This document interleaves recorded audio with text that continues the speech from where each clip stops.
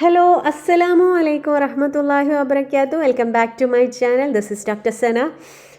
Today we are going to discuss about signs of healthy and unhealthy sexual patterns. In previous videos, many of the videos I just mentioned while discussing many topics that the unhealthy sexual patterns and unhealthy sexual behaviors. In today's video, we are going to discuss about what are healthy and unhealthy sexual patterns, or what is mean by healthy and unhealthy, healthy versus unhealthy sexual patterns.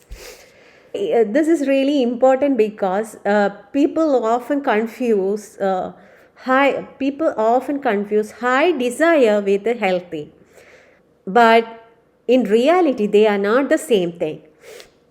What matters is balance, control, and how it affects your life. Let's look into the signs of healthy sexual patterns. Number one is desire feels natural, not forced.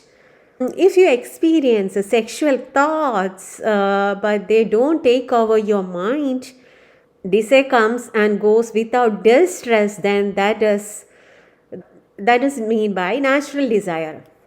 So, 2 points to note: you experiences the sexual thoughts, but it doesn't interfere with your mind, or it doesn't overtake your mind.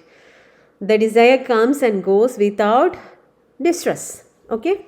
The second one is you have the control over the behavior.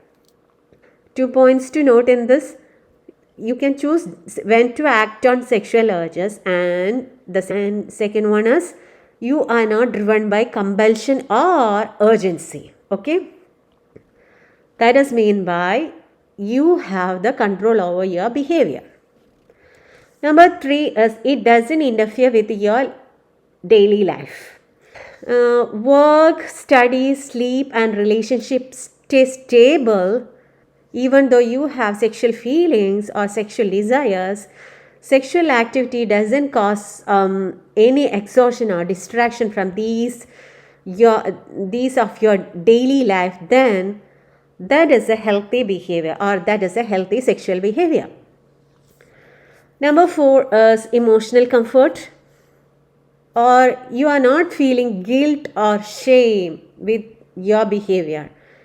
That is, you feel okay with your sexuality, or you don't feel any persistent guilt, anxiety, or regret after sexual activity, then that is a healthy sexual pattern.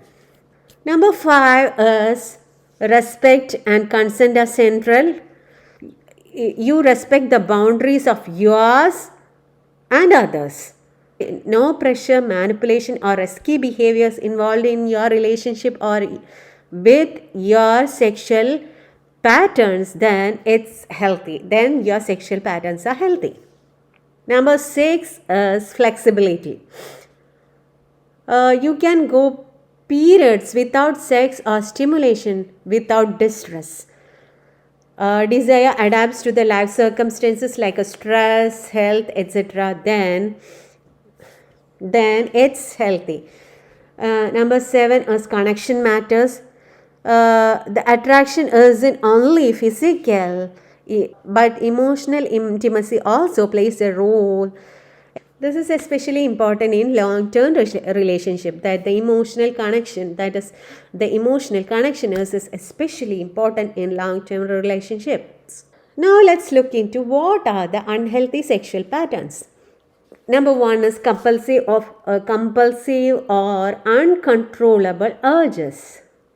If you feel like you must act now, it's like not a choice, and even though repeatedly you attempts to cut down the behavior, but it's failing. This is especially related to the compulsive sexual behavior disorder.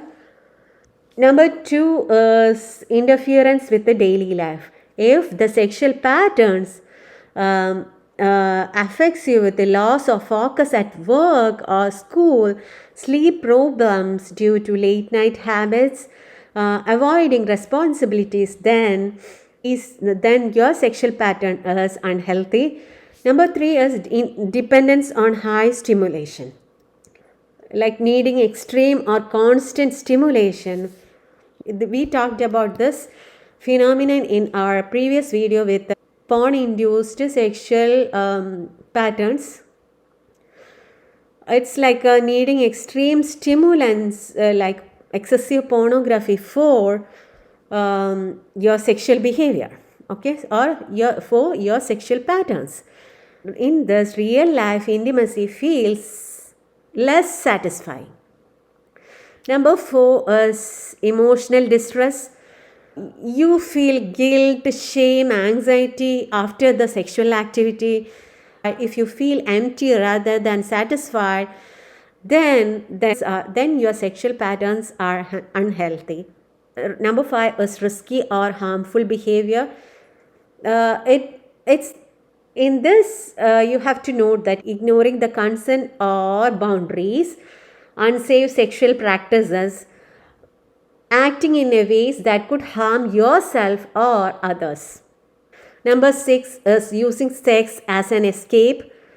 In some people, they are coping with stress, loneliness, or sadness only through sexual activity. They used to avoid real emotional issues. These are unhealthy sexual patterns. These often overlaps with the conditions like depression or anxiety. Number seven is relationship problems, lack of emotional connection, conflicts due to mismatched desire or expectations.